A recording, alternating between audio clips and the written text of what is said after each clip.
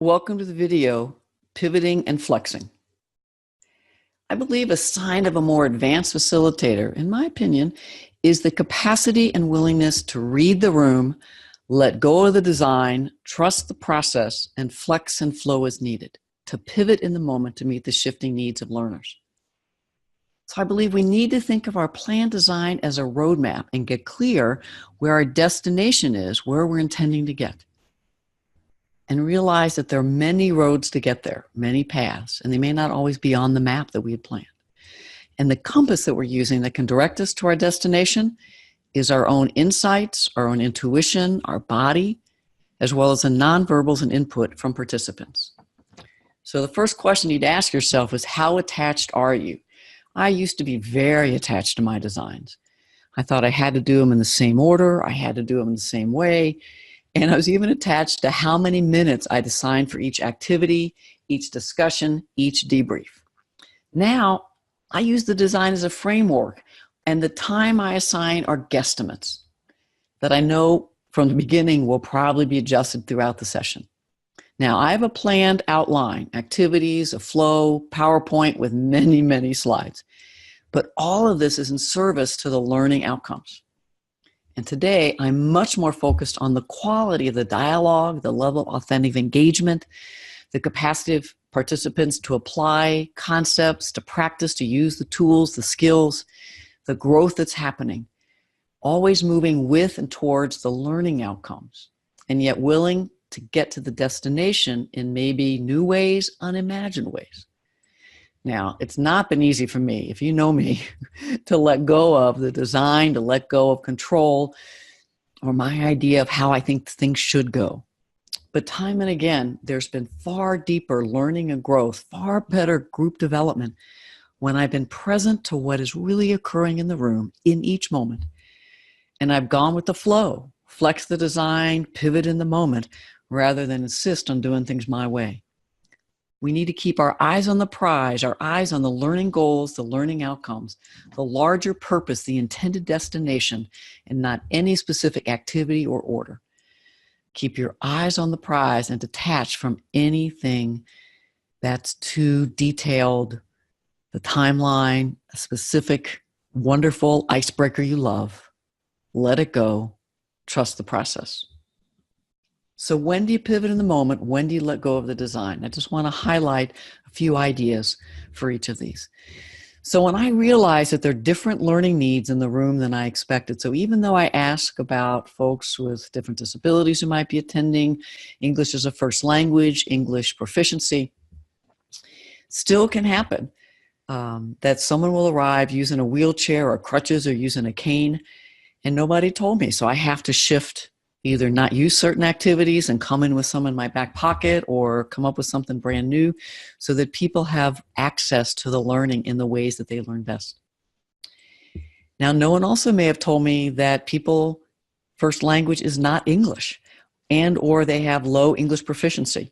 I remember doing a workshop I didn't know, and all of a sudden I noticed two folks were having a side conversation while I was up and presenting, and it had already been a workshop where the men had been having side conversations or interrupting me and talking over or asking me to repeat myself, but not the male presenter. So I was already mildly medium triggered. So I just wandered by. I'm so glad I didn't say anything, because as I wandered by, they were speaking Spanish. And at the break, I checked in, because what I noticed was they stayed together even as I asked people to move. Turned out this person, English was not their first language, Spanish was, and their English proficiency was not where I had intended, so that the handouts were not set up, the PowerPoints were not set up for people to read in the way that this one person needed to read. And so I was grateful that someone in the room knew the person and was willing to sit with them and translate and have a conversation. And so I wasn't prepared, and I didn't know, and I wasn't prepared. I noticed that a lot of my workshops, if you look at some of the packets, are very heavy worksheet driven. Yes, there's a lot of verbal, but there's a lot of worksheet. And so people who read 8th grade level English, it's just not accessible. And so I just have to pivot in the moment. I remember somebody was legally blind, and I had to shift in the moment. There have been times when I get in the room and I say, so, after about 5 or 10 minutes of dyads and then report out when there's kind of silence and not many people talking, I'll just say, so how many folks are introverts in the room? How many folks are more reflective learners? And when 80, 90% raise the hand, then I need to shift and flex a bit. And so we need to adjust and shift and come up with new approaches to meet unexpected learning needs. Now, another reason that I pivot if I'm seeing there's low energy or stuck energy. And my clues might be people aren't engaging at the level or depth I'd hoped. There's a sluggish energy, you can feel it in your body, not much verbal participation, nonverbal reactions when I ask people to go find a partner. Now, this low energy could come from stress, fatigue, resentment for having to be in another session, resentment that we're doing a session when the organization hasn't moved for the last 10 years. Why do we have to keep doing training? Maybe people are not feeling well themselves, or there's a lot of life dynamics that are pulling their attention. And there could be stuck energy, fear of speaking up. If there's a lot of hierarchical dynamics in the room, or there's been repercussions if people have spoken truth to power before, or if there are a lot of hidden agendas in the room, a lot of politics, unsaid, stuck anger, rage, all kinds of reasons. And if it's stuck energy, you may not know. Just recently, I asked a group, I said, so just kind of take a moment and feel the energy in the room. And I just made this up. Scale 0 to 10, 0 being low, we're not at all stuck. 10, we're very stuck. What would you give it? And quickly, 3 people across race and gender said 10 with about that energy. So I was like, all right. So that gave me some data, and then I shifted the design. Another thing I've done is if I think there's kind of low energy or not too much willingness to do a task, I'll say, so 0 to 10, how much energy do you personally have to do this activity? And I'll describe it. And then I'll ask them 0 and either to say the word, 1 through 10 or 0 to 10, hold up your fingers. And then I'll say, so what do you notice? Or I'll say, can you just turn to someone and share your number and what's that about? And that can actually shift some of the energy. But how energy? Are you low? So that would actually, 0 is low energy. 5 is, yeah, I'll be glad to do it, but not great energy. 10 is, I am ready to go. And then I might say, so I heard a lot of low numbers. Anybody else? Yep. So here's the content I wanted to cover and talk, or here's the skill I want us to practice. Anybody have any other ideas that we can still get that learning, but in a different way? And so I'll engage them. And if it comes from the peers, then maybe folks might have a little more energy to do it. Another reason I pivot in the moment, if there's an intense emotional reaction, 1 or more people have hit a hot button, they seem triggered. Now, I used to smooth over, move quickly through strong emotions. And I was almost like, I'm like, yep, nope, and I'll just keep going. I was afraid I couldn't navigate the dynamics effectively. And to be honest, back then, I probably couldn't. Now, today, I feel I have the capacity, so I will pause and see if anybody wants to say more. And then who relates, explore the impact of hearing this, and just get people talking about what just happened in the moment. Because sometimes the most powerful learning, the powerful moments that people remember occur, these unexpected emotional reactions. Now, of course, in the learning guidelines, as well as in that moment, if I say, I'm curious, I'd love to hear more, but if you don't want to say any more, that's cool. Always remind them they can say no, because given all my privileged identities, folks may feel they have to respond. And so I explicitly say, you may not want to say any more. But that was such a powerful comment, and I'm curious about. Now, there could be an intentional moment, an intense emotional moment because there's resistance and pushback. Now, I used to not engage resistance very effectively. I grew up in a home where you just did not push back or raise questions, so I learned to stay quiet. And I think I just didn't like stress and tension in my house. Could be, as a white woman, I don't like conflict. That seems to be a pattern for us white women as well. So when people challenged me or questioned the design, questioned the activity, questioned my style, why do we have to do this? I would go into defending. And, well, this is why, and this is why we need to do it. And so I would start pushing back, and that just accelerated the energy, because where we put our attention, where we give energy, it expands. And so not helpful. So today, most of the times, if I'm not too triggered, I pivot and I'll explore what's underneath their comment. And I might say, that's a great question or a great point. Let's talk about it. Can you say more? I might even say, so what's underneath that? What are your unmet needs? What would you like to see instead?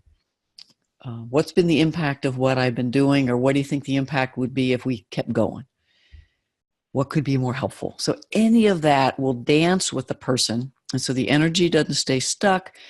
And to be honest, if you remember that metaphor, the canary in a coal mine, if one or two folks are willing to push back, resist, question, challenge, then it could be that there are a number of other people feeling and thinking. And they might have great ideas. If I say to the whole group, well, what do other people think? And anybody have any other ideas how we can move where I was wanting to maybe move, or maybe we need to go someplace else? What are your needs right now? So you engage the resistance, not head on as in defensive and pushing back, but directly move into it. And you might find that what people share is brilliant. And exactly, if people will tell you what they need, if we only listen. Now, also, I'll be doing a video in another week or so about resistance. Sometimes the resistance is coming out of denial and judgment on that path to competence.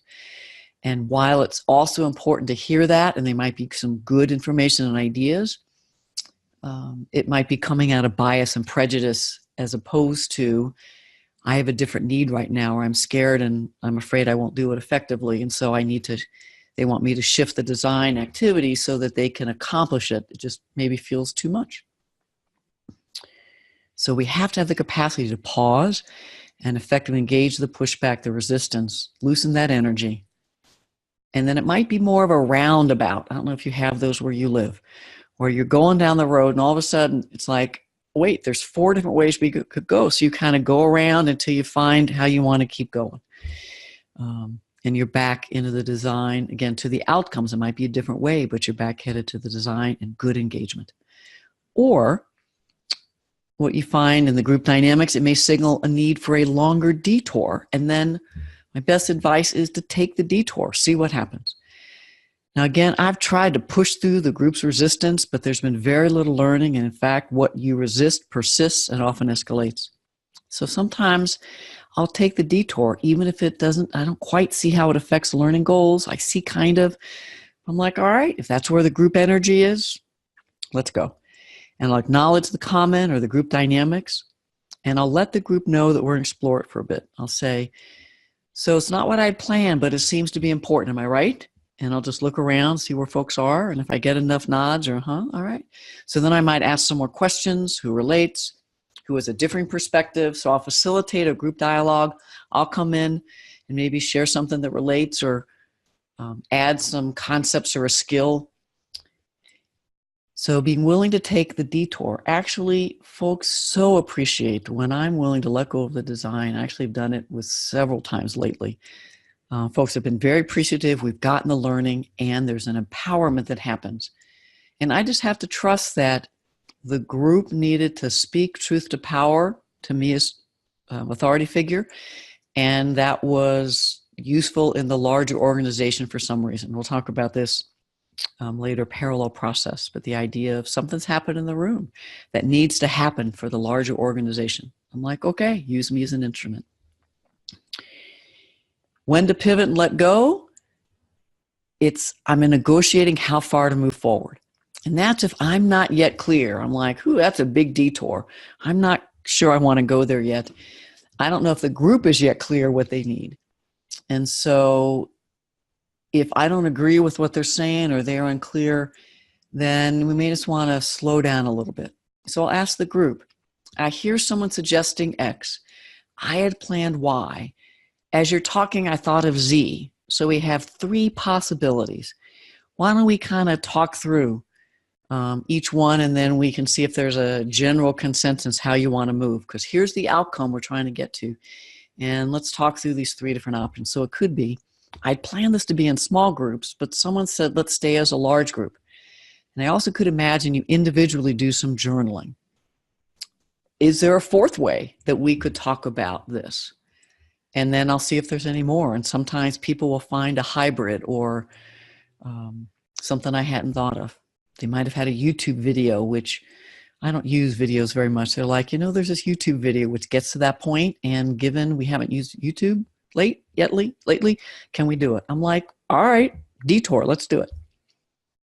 And as you listen carefully, you might find an emerging consensus, and so be ready to move, because sometimes groups will talk things and just talk them. And so as soon as you're like, notice a consensus. So it sounds like we could move in this direction. Is this a general consensus? Are people willing to do this? Or anybody want to push back on this? Because you only have so much time in a workshop. But if there's no emerging consensus, then I've had people vote, but sometimes it's still pretty half and half. And then you need to be ready to make the call and say, this is too close to have a group consensus, so here's what my gut says. And I'll tell them what it is and why. And I'll say, are you willing to do it? Willing to try? And if we find this road doesn't get us where we need to do, we could come back and take this other one. What do you think? And usually folks by then, because we've engaged, they felt heard, considered, they're willing to move along. And then one other reason that I pivot and let go of design is when things get real. And so I will slow down and detour from the design when somebody gets really authentic, brave, and that relates to emotional reaction, but they may not be expressing emotion. You just feel in your body, or you feel in the room a pin could drop, and that's what we could hear. It could be someone got brave and spoke truth to power. They named a dynamic in the organization, and you almost heard people go, right? You just felt the air go out of the room. Or maybe they named a dynamic that was happening in the room that you hadn't seen or you hadn't yet felt you wanted to bring up. It might be because things got real between two people or people and me. And so on our Q&A calls, we can talk about any specific situations where things, quote, got real and you scared yourself and you didn't know what to do, or you tried something out of the box of fear and it didn't go as well as you want, and we can strategize other possibilities. Usually, I'll say, again, I'm going to shift here from my plan because things got real just now. Did y'all feel it? Can you feel it in your gut? And I believe it's important that we explore this. So I really appreciate your naming, you saying, and then I'll go from there, depending upon what happened. And in order to do that, I have to be really present and listening to my body and my intuitive thoughts. Now, I didn't do this early on, especially before I was in recovery. I was just so out of my body. I don't think I knew what I was feeling and thinking in the moment. But as I've done more healing work, as I've done more all kinds of self-care work, thought work, I'm more present. And when I'm grounded, now even today I can be out of my body, but when I'm present and grounded, my body gives me so much information about how to proceed. I'm like, oop, nope, my body will say yes, they get excited, or I'll feel it kind of exhausted, or I'll have an intense reaction of fear or anxiety, or like, I'm not so sure. Now I have to make sure I haven't triggered myself into fear, but my body might be telling me, no, the group isn't ready for that. And so if I'm listening to my body, I get information about how to flex, flow, when to pivot. So listen to your body. You might feel a slight grrr or a slight lightheadedness. So you'll have to attune and tune into your own body so that you know what yes means, no means.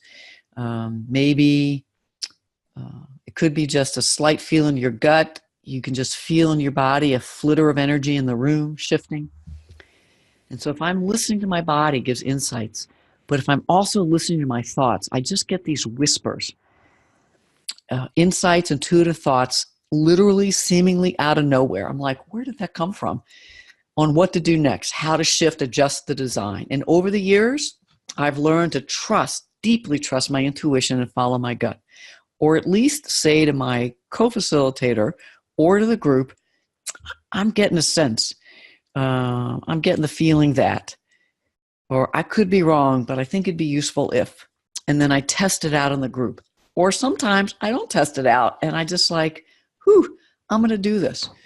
And again, I might say, I'm not sure where this is coming from, but I have a strong sense to tell you this story, and I will.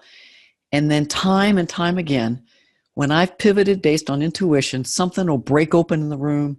We'll get far deeper engagement. Someone relayed in, maybe I'm saying what someone wanted to say, but they weren't yet ready to. Now, again, if you're early listening to your intuition, I want you to double check to see if it's coming out of an intrapersonal root, maybe your own ego, fears, anxieties, what you think should happen out of judgment. And so just kind of breathe. And sometimes I'll write it down and then look at it again. If my body still says yes, then I can always come back into it. And this might be related to something else that I learned from Elsie White Cross Associates first, which is called parallel process. Since then, I've realized it's a really common concept in psychotherapy, transference, and countertransference. And here's how I understand it. Because if I'm working alone or I'm co-facilitating or I'm in a group, so at the Social Justice Training Institute, we could have 5, 6, 7 people on staff. And each of us could be picking up unspoken emotions, thoughts, attitude, biases, unspoken needs that are among participants that haven't yet been said, the unsaid, unspoken conflict. Now, if you're thinking this is woo-woo, I sure did it too at first. I was like, this is, I'm pretty left brain. I had an engineer father, a mother who was doing kind of office management work, but also financial stuff. And I'm like, I was brought up in a military household, left brain. But again, life experiences showed me over and over again that if I'm picking up something, I'm like, this isn't about me. I think it's about the group. And if I've shared that with my co-facilitator, I've shared it with the whole staff I'm working with, and other people might say, yeah, I'm kind of getting that too. So that we might be picking up, again, our energy field, again, this might be woo-woo, is engaging with other people's energy fields. So we might get a thought, a wonder, an emotional come up we don't know from anywhere. And yet if we're willing to say, this is coming up in me, I don't know what for. So parallel process could be something you may want to research, check out.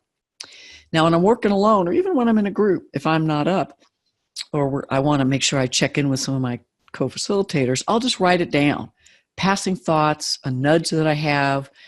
I do believe in guides, so I have it that my guides or someone else's guides are using my guides to talk to me. And so I know I'll come back to it if it's like it's not quite the right moment or I can't see how to weave it in. Because it's important to remember that even when you're working alone, there's other information that you might be accessing that, in addition to design, that you may want to pay attention to. Now, when I'm working co-facilitator, I might say, what are you getting? Here's what I'm getting. And there's not a right or a wrong, because given our different group memberships or what group identity is up in us in the moment, we might be picking up on different things, kind of like a sponge. And we're just sponging energy and insight, unspoken, unsaid, in different parts of the room.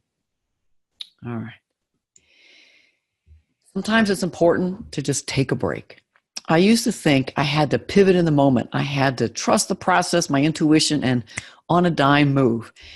Sometimes I find it useful to announce an unplanned break, a 2-minute stretch, a 1-function break.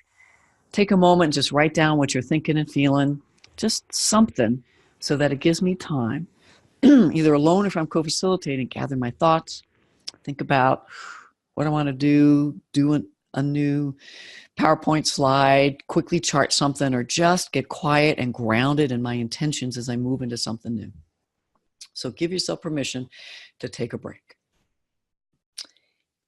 How do you know you're moving too fast? You need to pivot, or you're moving too slow, you need to shift, or you're pushing too hard.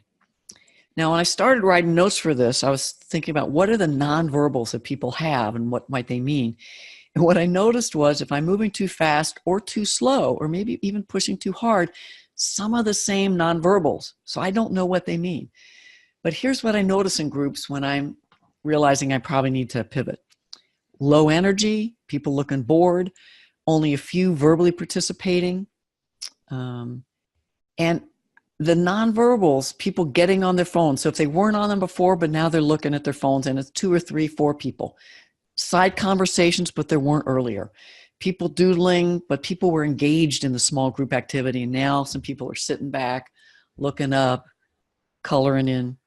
So when it shifts, I'm like, huh. Now, sometimes I just breathe and decide to try something, but often I'll ask and I'll say, here's what I'm noticing. How's my pace? Am I going too fast, too slow? Any shifts, anything you wanted me to change? So if my sense is I'm going too fast, I might say, how's my pace? Because if I say too fast, people might think they're not smart enough to keep up. So I'll just ask how my pace is, or any issues you want to talk about. So I'll just try to engage, but I'll also say any shifts. And someone might say, actually, you move too fast. We need more time in our small groups, but no one has asked for more time. Probably because of all my privileged identities or the culture and climate is you can't push back against authority. So by my asking, people are doing new behaviors that they then might speak up and ask for their unmet needs in other times. Now, if I'm pushing too hard, a couple other things you might notice is resistance. Yeah, but don't you think, I don't think that idea is a good idea. So it could be I'm asking them to do more than they think they're yet capable, or I'm asking them to do things they're not yet ready to do. So I'm trying to have them in the box of engagement pretty far, and they're still up in the early box of fear, and I haven't paid attention. Other things to notice, if people are only participating out of privileged identities, that means I haven't created the container enough activity, enough reflection, enough maybe bravery for people to own their privilege. If people are frustrated or have disengaged nonverbals, then I just might try stepping it back a bit. If I'm pushing too hard, I might do an activity. Could do the same activity, just ask questions that let them be in early awareness as opposed to moderate awareness, and then see what happens. If I slow down too much, people who are more aware will probably put in things that are more advanced. So you can find a happy medium.